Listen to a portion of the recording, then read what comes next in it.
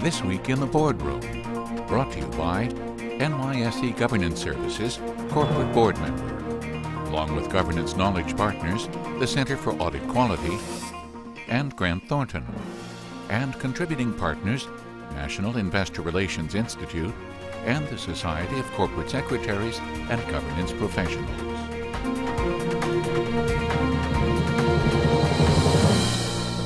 Welcome to this edition of This Week in the Boardroom. I'm TK Kerstetter, Chairman of the NYSE Governance Services Corporate Board Member, and it's my pleasure to welcome you to the show.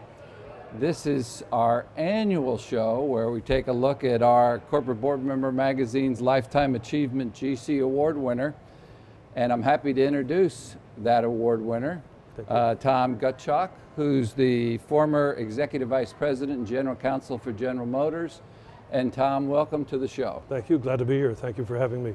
Well, it's a great honor. You have a great group of alumni that you're now part of. But privileged to be part of them. Yep, but part of the tradition is you have to come on the show and we get to grill you a little bit about some issues.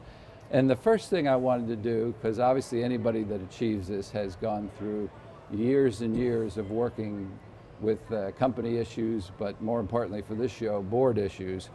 And when you look back at your career and you look, let's look back say 20 years, how has the job of the GC changed from back then to sort of what it's morphed to today?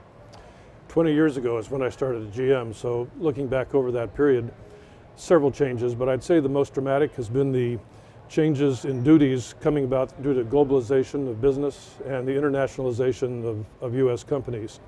And it's forced general counsel who were sort of comfortable operating in the US environment to understand and learn how to operate in many different legal cultures. They had to hire lawyers from different cultures as well.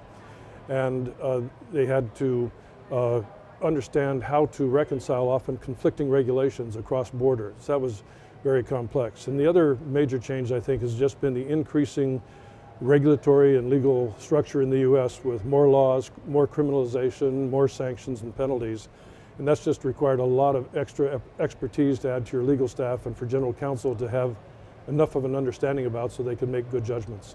Well, and that's a great segue into my next question, because all those things required more interaction with the board, you know, on the GC's part. And I can remember when I was in the, when I was president of the bank, many years ago, the GC, I looked at the GC sort of as an important member of my staff. They sort of had my back, okay? That was sort of the understanding at the time. We're talking 25 years ago, you know, that's the case.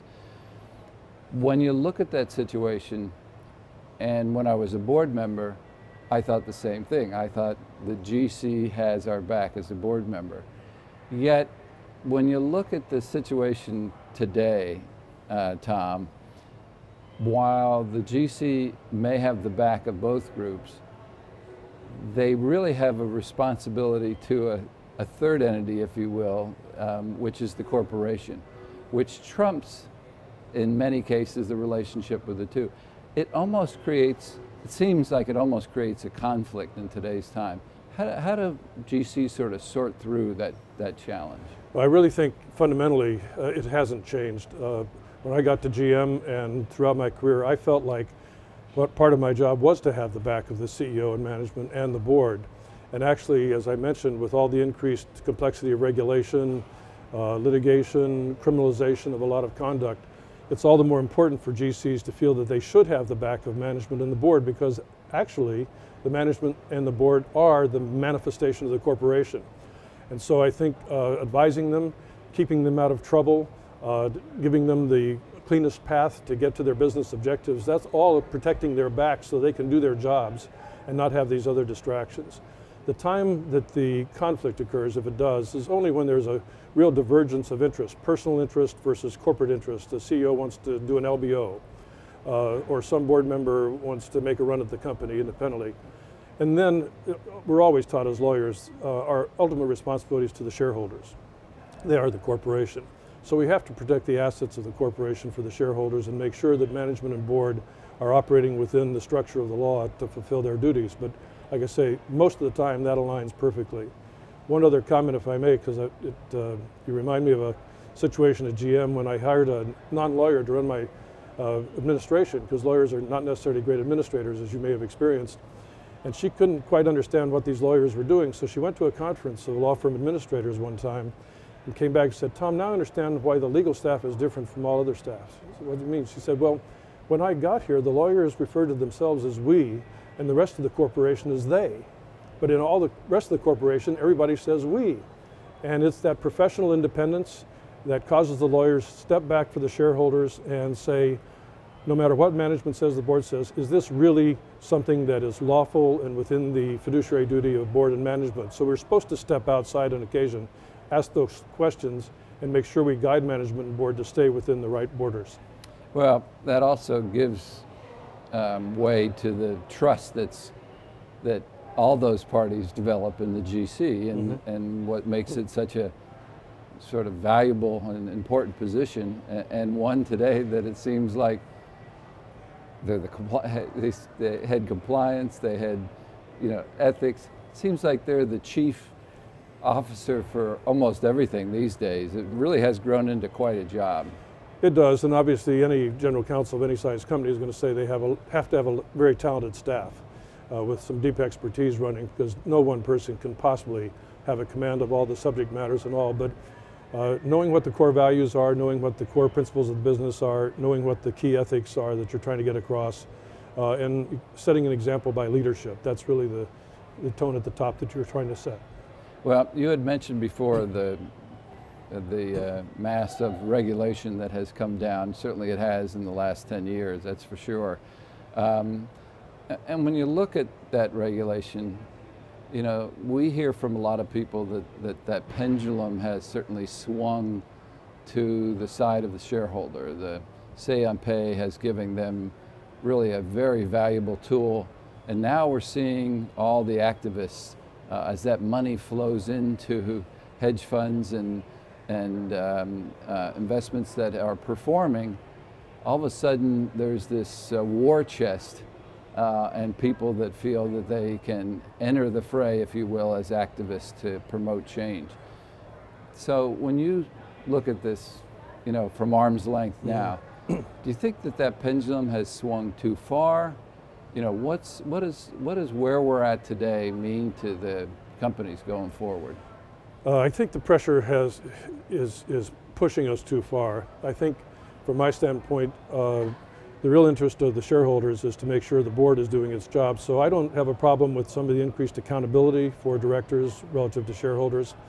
But I think in the name of shareholder democracy, we often have a wolf in sheep's clothing, if you will, that there are special interests that are pushing some of these issues and really trying to do that to promote their own interests, political, self-interest economically, and so on and so forth. So I worry about shareholder democracy being confused with political democracy, and having shareholders who are not as well versed in the day-to-day business affairs and issues of the company trying to sit in judgment without adequate data. So I think it's best to leave the management issues and the key strategic issues to the board and allow them the latitude to operate, and not have a lot of shareholder oversight, which I think is relatively meaningless and subject to abuse.